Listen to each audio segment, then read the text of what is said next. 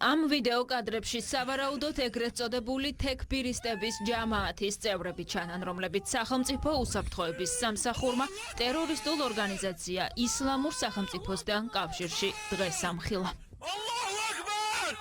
Სამი დაკავებულის ვინაობა უცნობია. საგამოძიებო მოქმედებები უსაფრთხოების სამსახურის კონტრტერორისტულმა ცენტრმა აჭარაში 5 სხვადასხვა ადგილას ჩაატარა.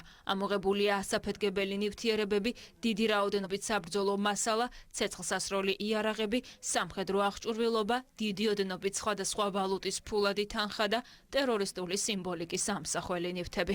ტერორისტულ იდეოლოგიაზე ჩამოყალიბებული ეგრეთ წოდებული თექფირისტების ჯამაათის წევრებს კავშირი ჰქონდათ ტერორისტული ორგანიზაცია ისლამური სახელმწიფოს უცხო ქვეყანაში მყოფ გავლენიან ლიდერებთან, რომელთა მითითებით და სამომავლო ტერორისტულ მიზნებისთვის ჯამაათის სახით ჩამოაყალიბეს რადიკალურ ისლამისტურ იდეოლოგიაზე დაფუძნებული დაჯგუფება. ისინი გამოირჩეოდნენ განსაკუთრებული აგრესიით სხვა რელიგიის მიმდევრების მიმართ. გამოძიების ინფორმაციით დაჯგუფების წევრები ტერორისტული ორგანიზაციის ისლამური სახელმწიფოს გავლენიანი წევრების საქართველოში არალეგალურად შემოყვანას და ტერორისტული მიზნებისთვის საქართველოს ტერიტორიის ტრანზიტულად გამოყენებას გეგმავდნენ.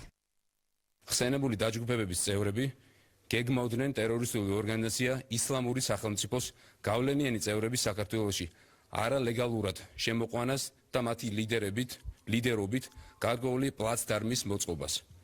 რითაც უზრუნველყოფდნენ თანამოაზრეების არალეგალურად დახვედრა, დაბინავებას, ლოჯისტიკური მომსახურების გაწევას და ტერორისტული მიზნისთვის საქართველოს ტერიტორიის ტრანზიტულად გამოყენებას. სახელმწიფო უსაფრთხოების სამსახურში გამოძიება უცხო ქვეყნის ტერორისტულ ორგანიზაციაში გაერთიანების და ტერორისტულ საქმიანობაში დახმარების ფაქტზე მიმდინარეობს. დანაშაული 17 წლამდე თავისუფლების აღკვეთას ითვალისწინებს.